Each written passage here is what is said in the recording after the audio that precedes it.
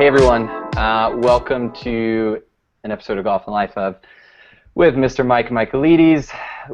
We were having a chat on Twitter the other day about coaching, and since he is a really good coach in my opinion, a college coach, which is different than what we've been seeing as some golf instructors, coaches, etc. So I thought we'd just have a chat about what coaching is at its core and at a high level what it means. So Mike, how's it going, man? How's it going, Gordy? Good, dude. You've got you're showing me before, but your office has got all the hardware. We can get the credibility factor by looking at the wall on your left just to see the trophies and stuff. This is only one wall out of out of everything else. NCAA flags, all conference flags. I don't know, wins. It's a lot. Yeah. So you've been a coach for 11 years at Long Island University. Yes, correct. What did you do before that? What was your... Well, I went to LIU, played for them.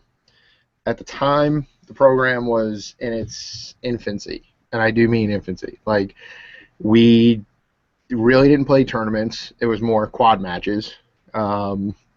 I was one of the first golf recruits, if not the first golf recruit, for LIU. So, we would go to outlet stores to get our pants stuff. I mean, it was the Bad News Bears of golf, legitimately.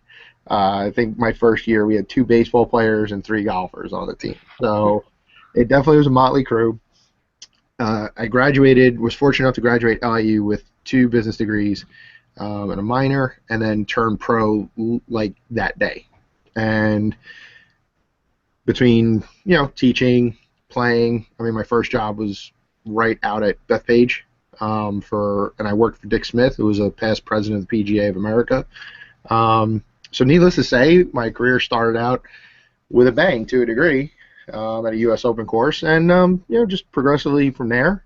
And when I was 25, 26, I'd always kept in contact with the team, give them some perspective on playing professional golf afterwards, how to manage your game, things of that nature, help out my former coach.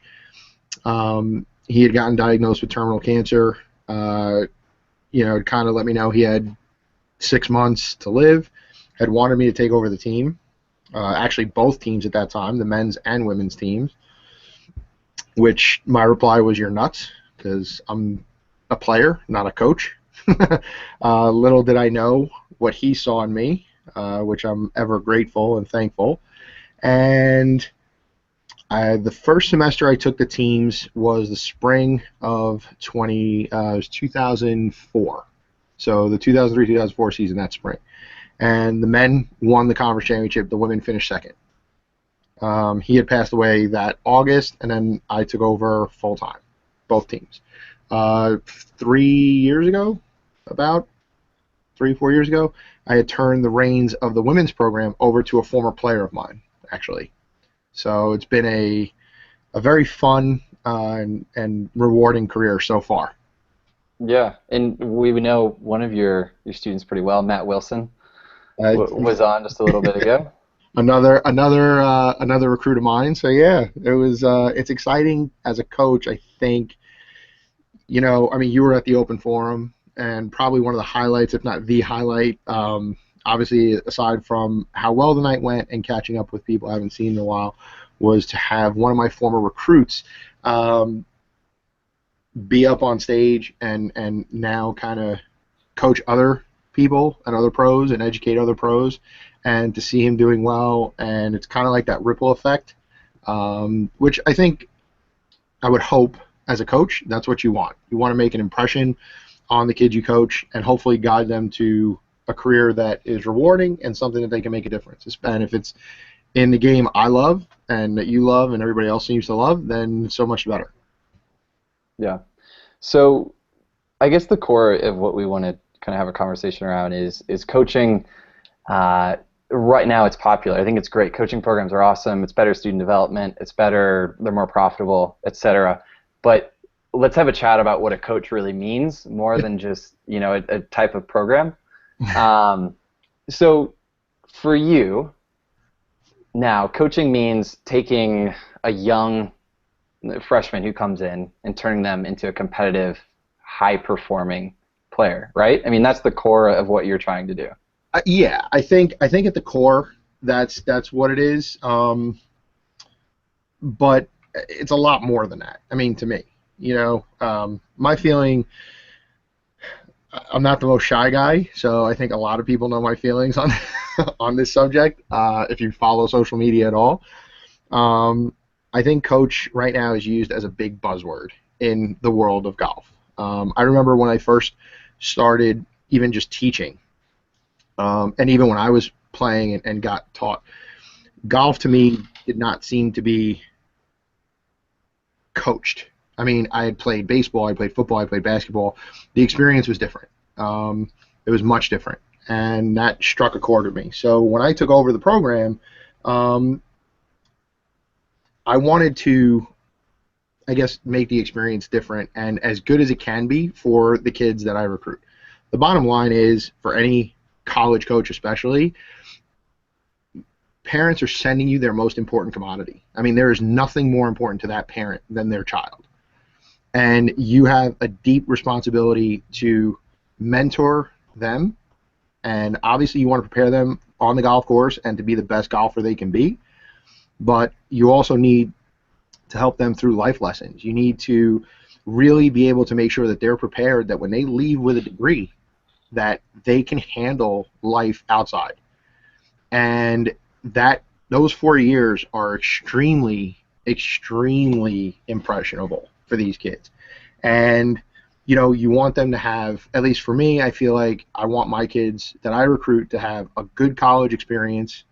I want them to be able to look back on it and say it was the best years of their life. I want them to have their friends and teammates for life. I want them to have a degree. I want them to be solid individuals and hopefully just be the best golfers and honestly just the best version of the person they can be. So that's what it means kind of to me, and player development is another kind of area that I think is very important in coaching, and that's why I think as a coach, I think all coach can be, are teachers to a degree, but not all teachers are coaches, or not all professionals are coaches. And there's nothing wrong with that. There really is nothing wrong with that. You have professionals that specialize in certain areas, and that's fine. You have others that just, stand on a lesson tee all day. Their books are filled, and that's great too. And then you have coaching. And coaching, as we talked about, is player development from nutrition to mental side, to breathing, to course management, to technical thoughts or changes in their swing. I mean, going well past the golf course and to reach all parts of their game. That to me is coaching. So, when you look at a teacher who's trying to start doing some coaching with some juniors, what do you think are some of the things that they're leaving out potentially? They're trying to get away from just working on golf swing. They want to start working on being a coach. What's missing typically? Well, what I see is in a lot of teachers, and I think it's inadvertent. I don't really think they do it on purpose. But what I see with a lot of teachers and juniors is a lot of them approach it as a teacher instead of a coach, and it's literally taking the athleticism and fun out of the game. And these kids come in like at these academies, and they come in like robots, and sometimes just cracking under the pressure because they've built up so much like self angst that if their swing doesn't look perfect, or they don't hit a certain position, or they don't hit a certain score. I mean, it's amazing to me. And you have kids in high school, middle school. I mean, again, the game should be fun. They should have some creativity, and that's how you get the player to open up, and you can again dive deeper. I mean, Matt is a perfect example of that. When he was with Henry, he developed a program there that I would see him at spring break when I was down at PGA with my college team. I would see him with his juniors from Canada. And it was honestly unlike any junior program that I'd really seen. It definitely wasn't kind of run of the mill. Absolutely not cookie cutter. It was focused on having fun, course management, really the tools needed to be successful, and not just you want to be in this position or that position, and I'm going to film every swing that you have. So And what do you do? Like, what do you do, or what can someone start to do to, get out of the traditional, like, my swing isn't perfect. I think if you're serious about coaching, um, I think you have to think outside the box to a degree. I think just like any teacher would, I would say to shadow or talk to other coaches in golf that you respect, but also talk to coaches outside of golf. Talk to people that are truly developing players in other areas and see how they do it. And then see how you can take that and apply it to golf.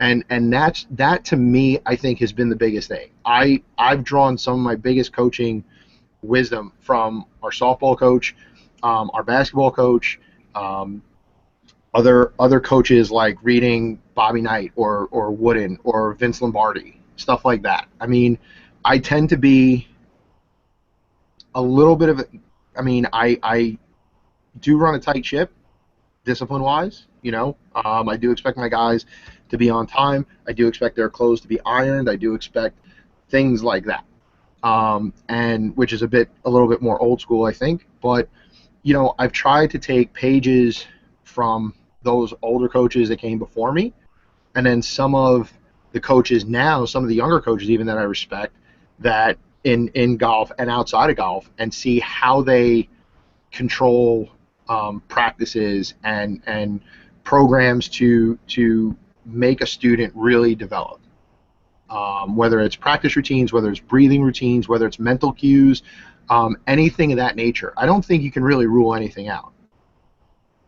So a coach has resources for a lot of different things you're saying. So like you mentioned nutrition, fitness, breathing, mental. Like you want to cover everything. Do you have like a specific model, or what's a good plan? As a coach, you have a system, right, to get results that you Yeah, want to walk through as students?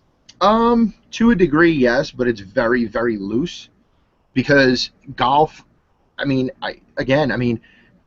we see it all the time, right? We see coaches and professionals that want to put golf in this nice, tidy little box.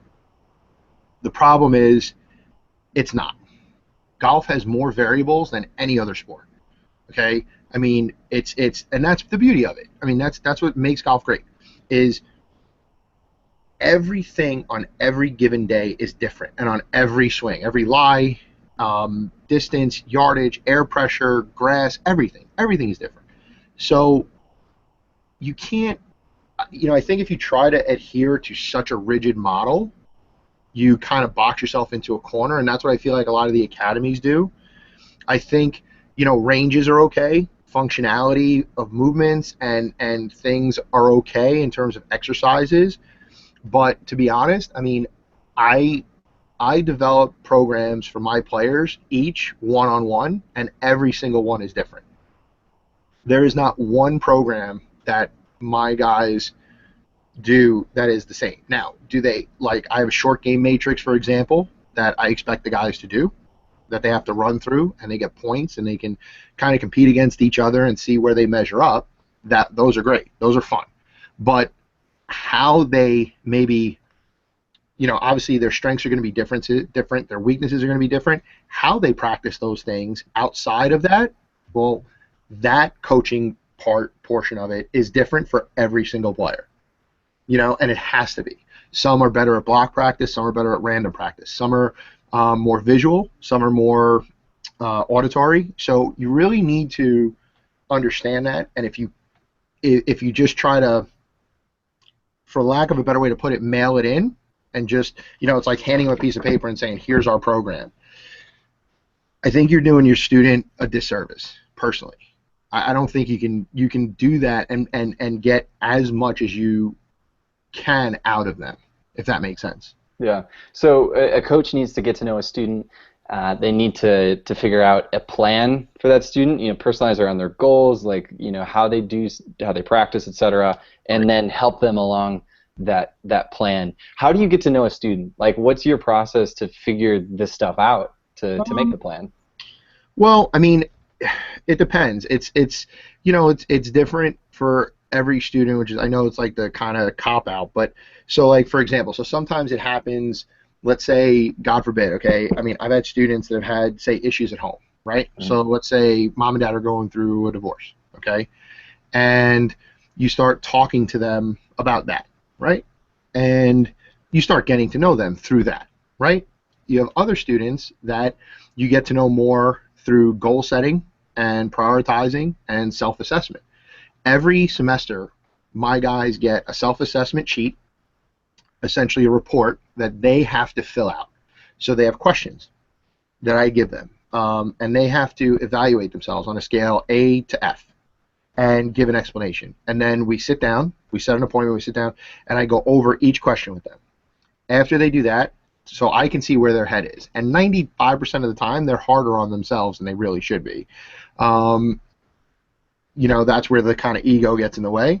And then basically from there, they also have to now have goals that they have to set. And it's not just a goal, it's breaking it down to how are you going to do it, okay? Or why are you setting this goal? And once you start delving into the hows and the whys, and you really challenge a player to make them think, then you really get to connect with the player. Even with swing changes, with swing changes or with course management changes, anything like that. I tell my players all the time, I don't necessarily have to agree with a decision that you make on a course, but if you can justify it to me, we're good. So, for example, we were playing Mount St. Mary's tournament years ago, and my number one player, the third hole, is a little bit of a tight hole. It's about 450 yards. So he was a decently long hitter. I mean, he hit his three with about 280.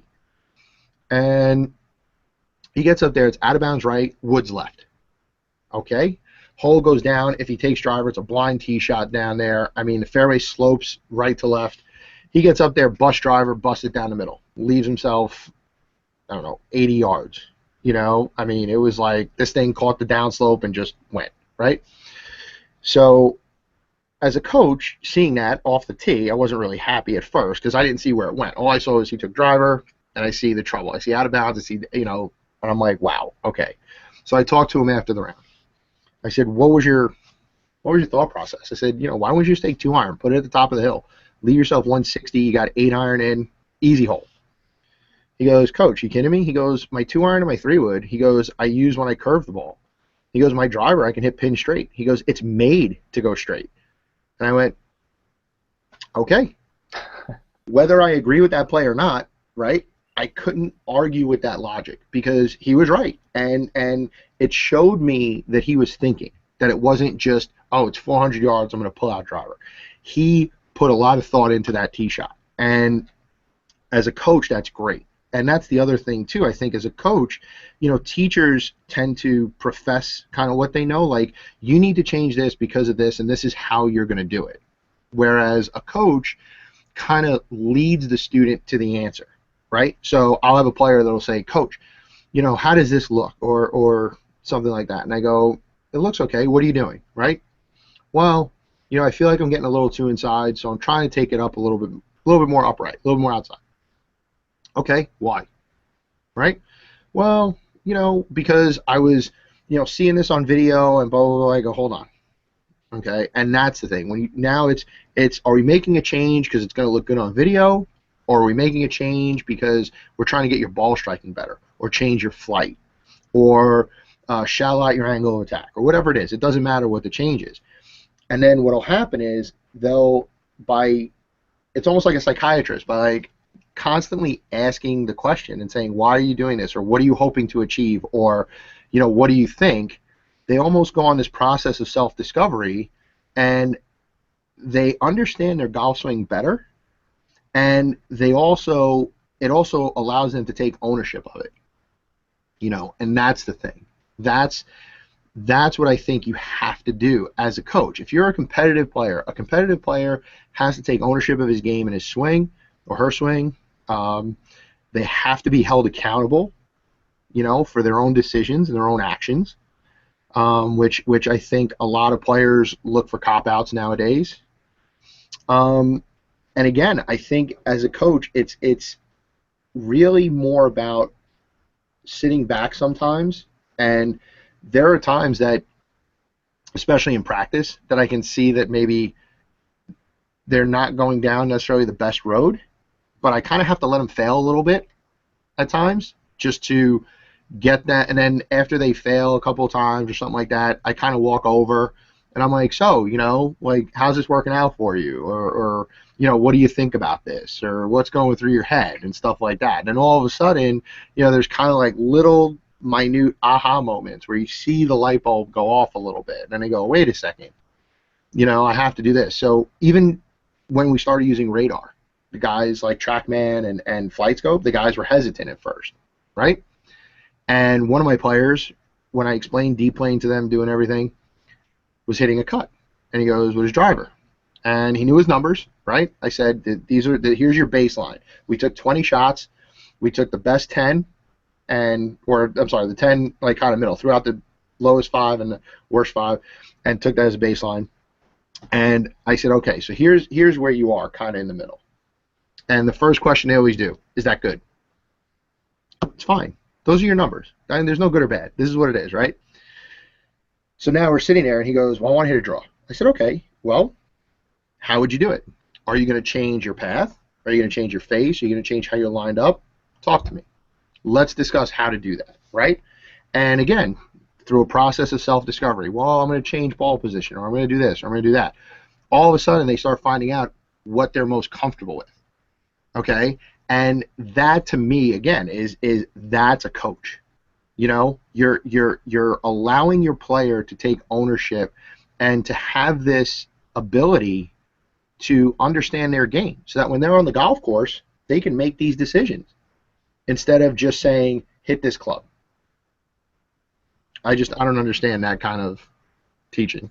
Yeah, no, it's interesting. I like that you're talking about, you ask the why in the psychologist type of mode, right?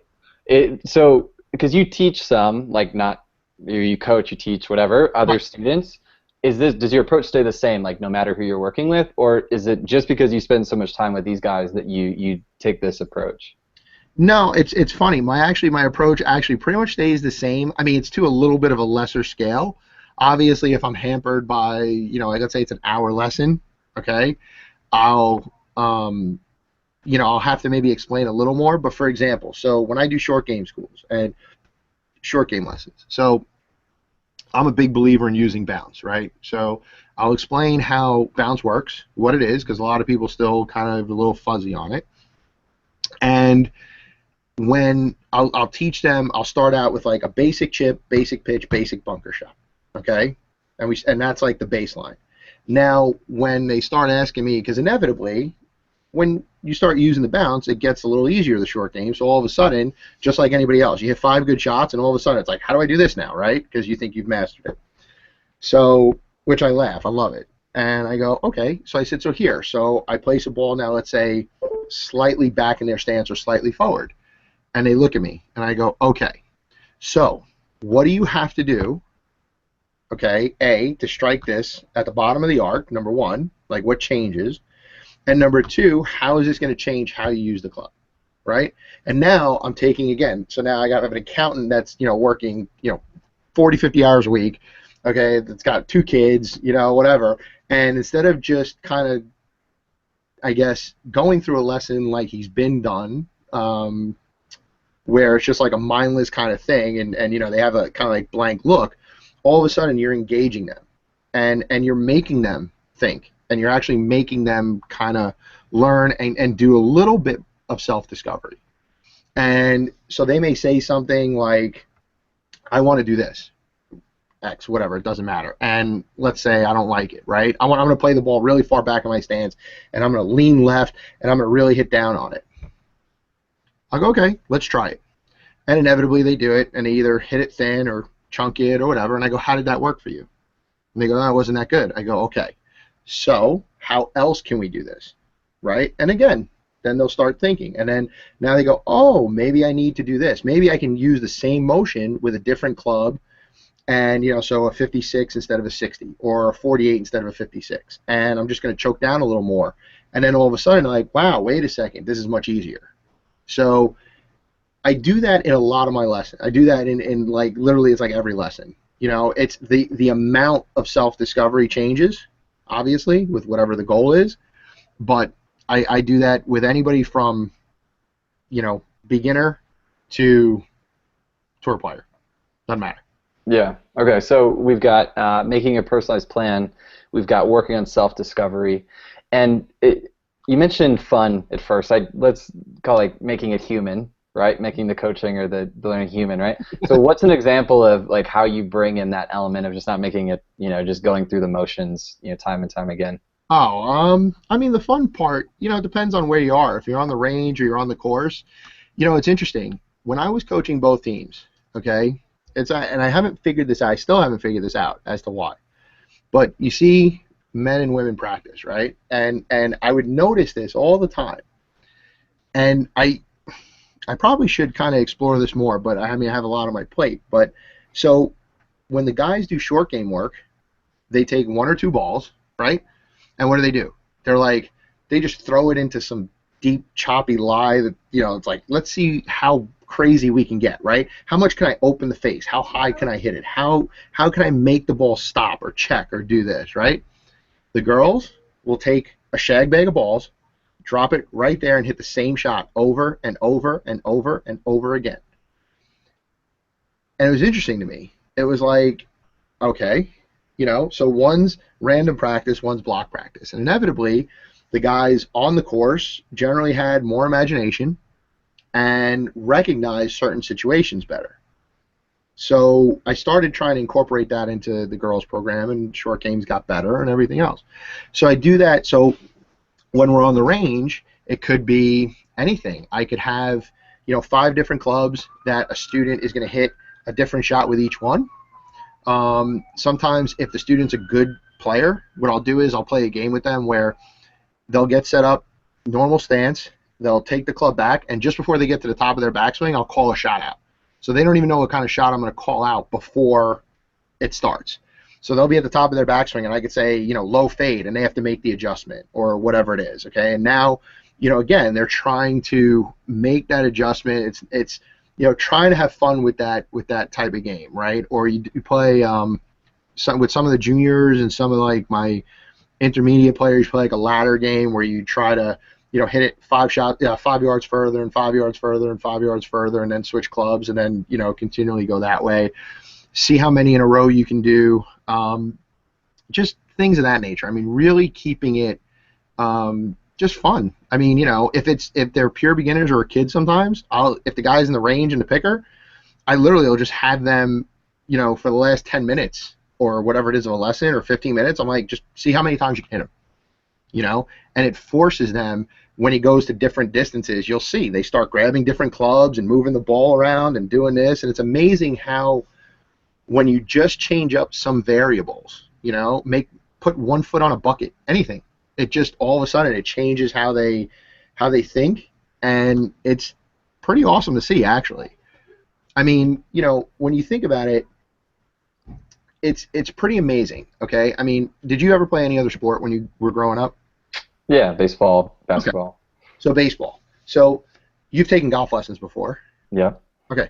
So when you played baseball, did your hitting coach hold up an 8x10 of Babe Ruth hitting a ball and saying, you see, you need more lead wrist flexion at impact? Did they ever do that to you? Yeah, no. No, right? What did they do? You bat, ball, right? If you're late on it, it's going to go here. If you're early on it, it's going to go here. And your hand-eye coordination and natural ability started taking over.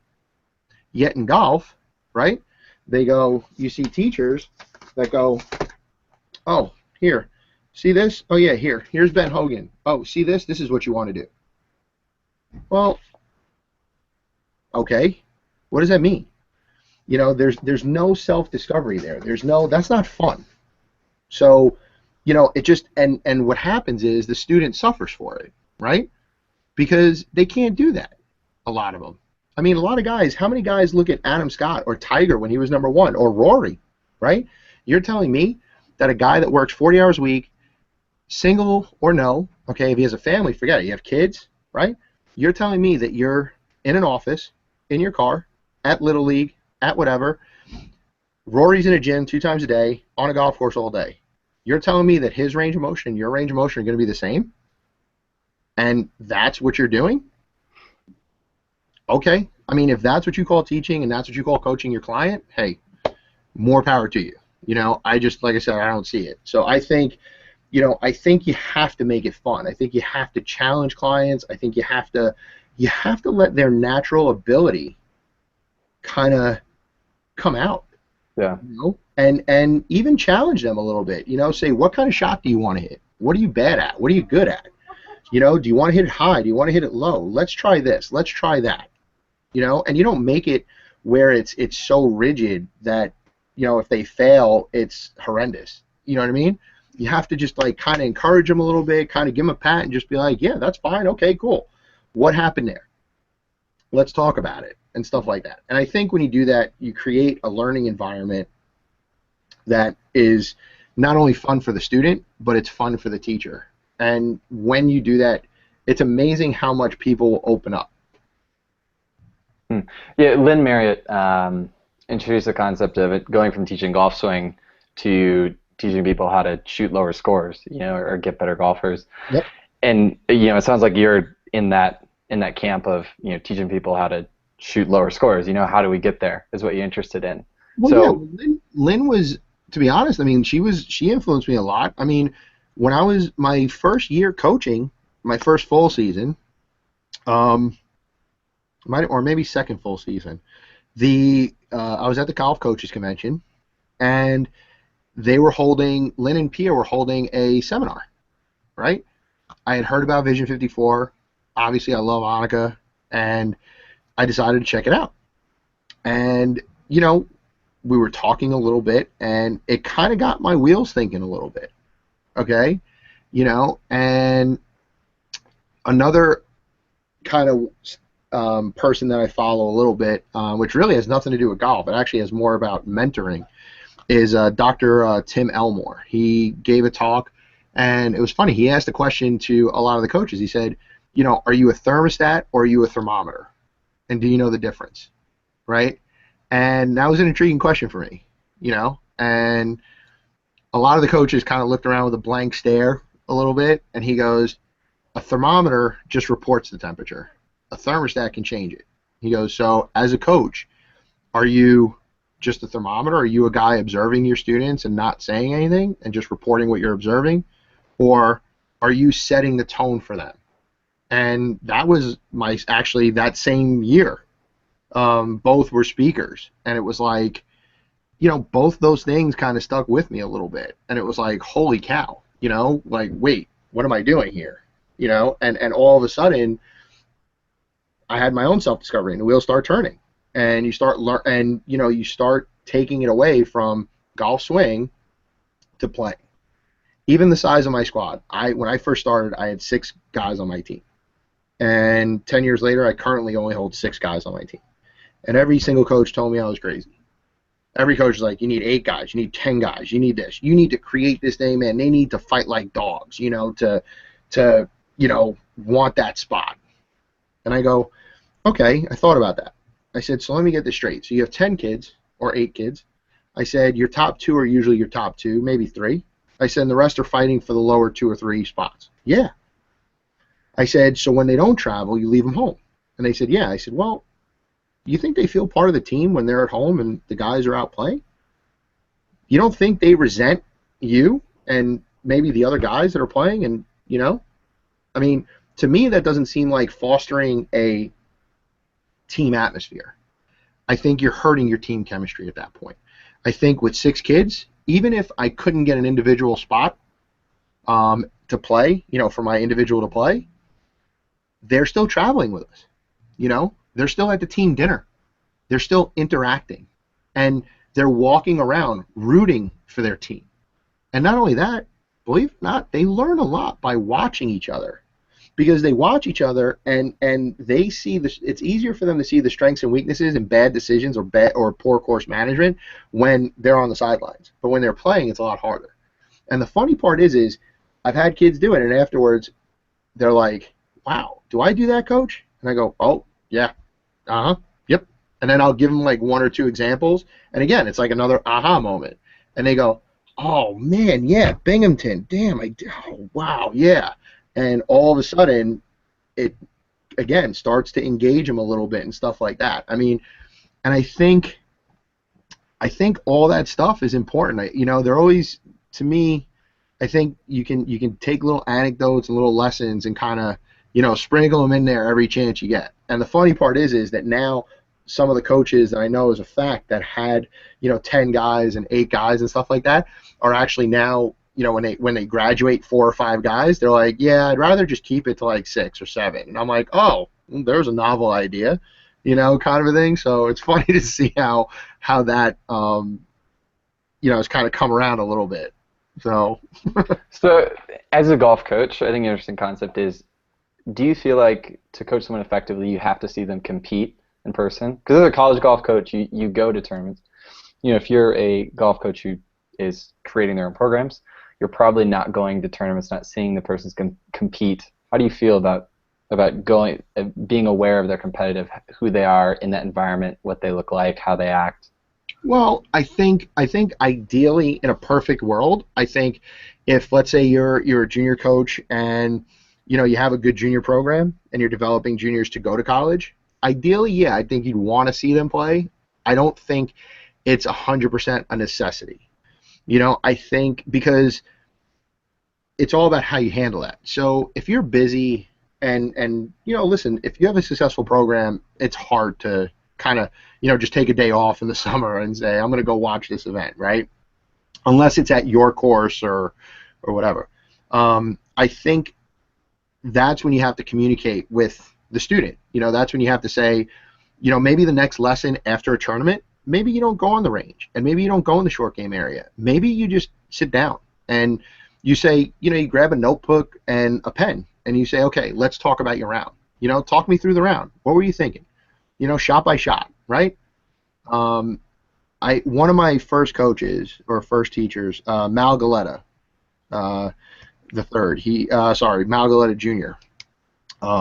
He's a little older now and great player in the section, in the Met section.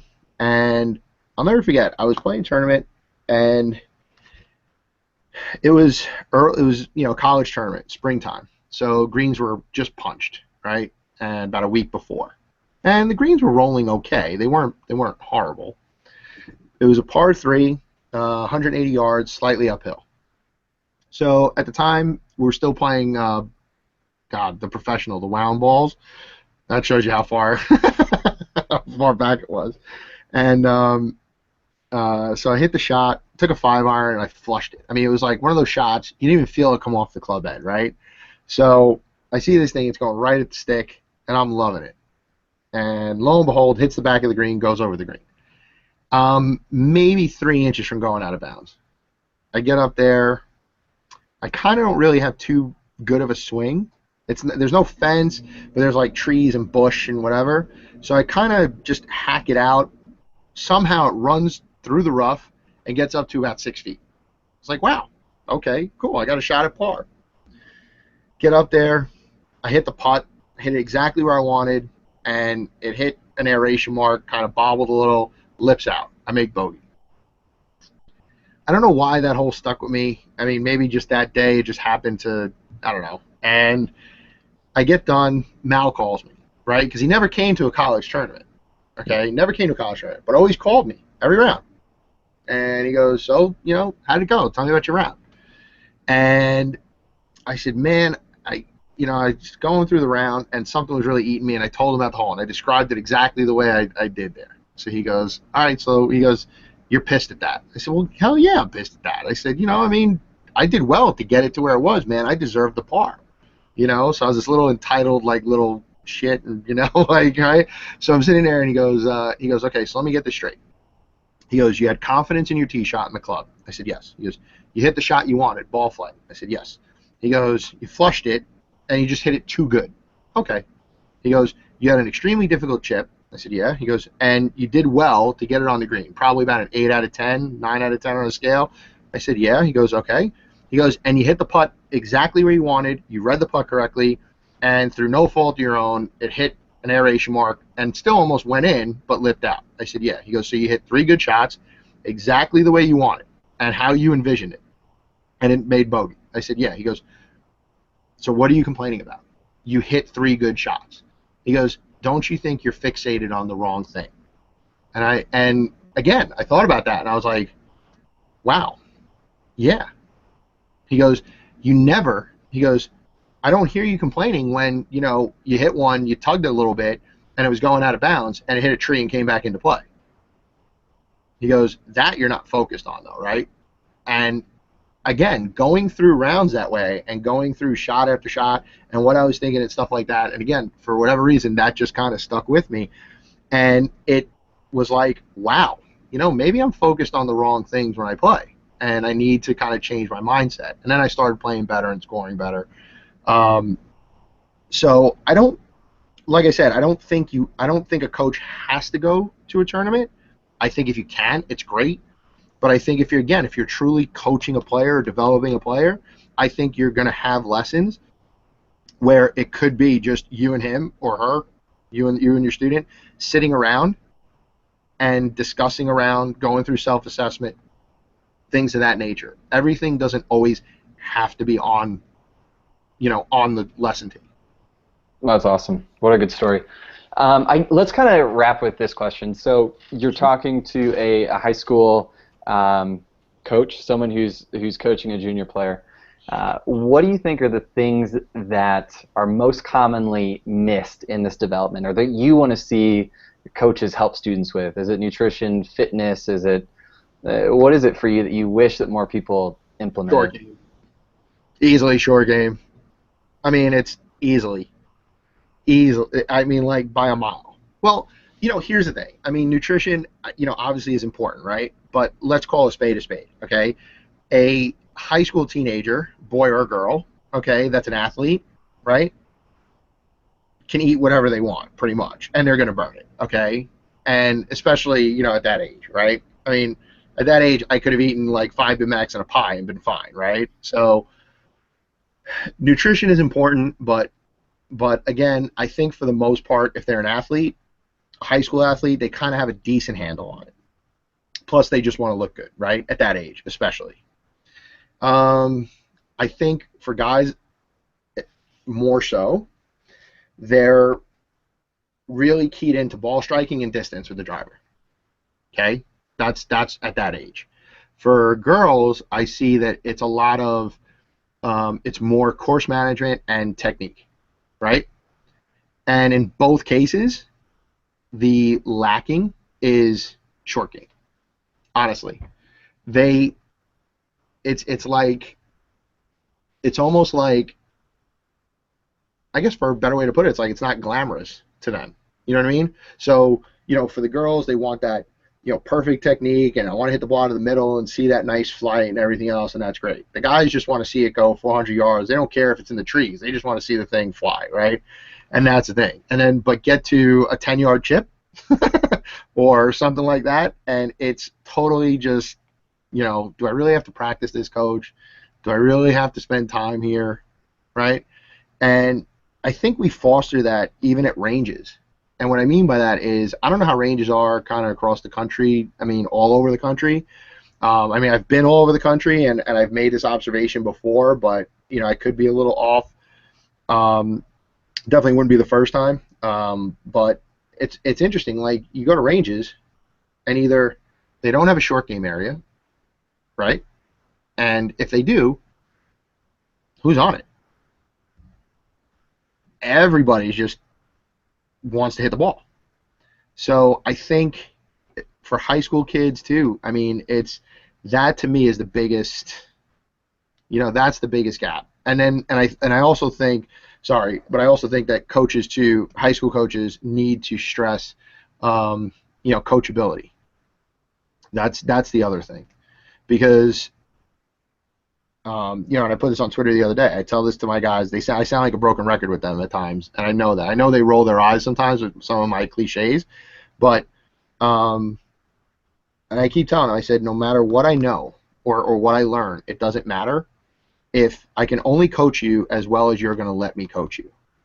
So if we're discussing your game and or nutrition or whatever it is, and you're just going to fight me on it, then it doesn't matter like if I'm right or wrong at that point. Like it just doesn't matter, because you're not going to take it in and you're not going to make that change, you know.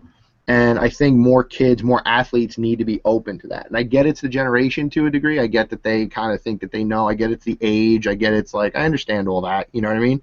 But if you think of like a smoker, anybody that's ever tried to quit smoking, right? When they say they have to quit, like my doctor told me I have to quit. They never quit. When they say I want to quit, they quit. And that's the difference between being coachable and not being coachable. Awesome. So short game, coachability. Do you feel like you got your message out there? Is there anything that you... No, I mean, I think I did. I mean, I know at times I can ramble, so don't get me wrong. That's the New Yorker in me, I guess. But I mean, I think the message got out there pretty good. I hope. I mean, listen, I'm always open to do talks on anything, related to golf or coaching or whatever. I think one of the messages that I would love to get across to teachers, not just coaches, is this. I mentioned it before that as a coach, as a college coach, a parent is sending me their most important possession, and that is their child. And I think whether you're a coach or whether you're a teacher, the one true fact is this. People are paying you for your time. They're paying you because you're supposed to know what you're talking about. And as a coach or a teacher, I think not only can you never stop learning, but you also need to be able to admit that you're wrong when you're wrong, and you need to evolve. Otherwise, you're doing a disservice to your students. Taking money for your information should hold a lot more weight than just, somebody teaching the same thing for 20 years, if that makes sense. Yeah. So I think the message of accountability doesn't just rest with the student. I think teachers and coaches need to be much more accountable for their time, their information, and how they treat their clients and students. In a sense, are you getting to the point of if you're coaching, if you're teaching, you better be seeing results? Well, I mean, results to a point. I mean, again, it's all relative because, if you take a 30 handicapper that, couldn't hit the ground in the same spot, right? They're going to get better pretty much just doing anything, with repetition. I mean, right or wrong, you know what I mean? Because anything's better than what they were doing, right? So you'll see results quicker, okay? I think when you're, obviously like anything, the better the player, right? It's, how do you quantify results? You see what I'm saying? I mean, look at Tiger now, right? Okay, Chris is a friend of mine. Like, I know that he knows what he's doing, and, they seem to be working well together and stuff like that. Tiger's got full faith in what he's doing, right? And meanwhile, everybody just wants to kind of blast him on it with no idea of what they're doing, okay? So how do you quantify results? In Tiger's mind, he's getting the results he wants. It hasn't translated to tournament play yet, but he's getting and he's making progress. So I think with any student, I think results might be a little strong. I think progress. I think that's probably a better word, And I think as a teacher or as a coach, I think progress is kind of a really good goal. However you define that. Some people just want to take more money off their buddies, right? Some people just want to enjoy the game more. Some people just want to reach a par 4 and 2. Yeah. So some want to win their club championship. I mean, so that's really, to me, progress is a better term. Yeah. So keeping teachers and coaches accountable to progress. I love that. It's that self-discovery that teachers and coaches need to continually go through as well, just to make sure that what they believe is translating into progress. Oh, and not yeah. just getting stuck in what they think is, what they think is true. Yeah. I mean, I tell young teachers this all the time. You know, you build motor skill, and we build motor patterns with our swings, right?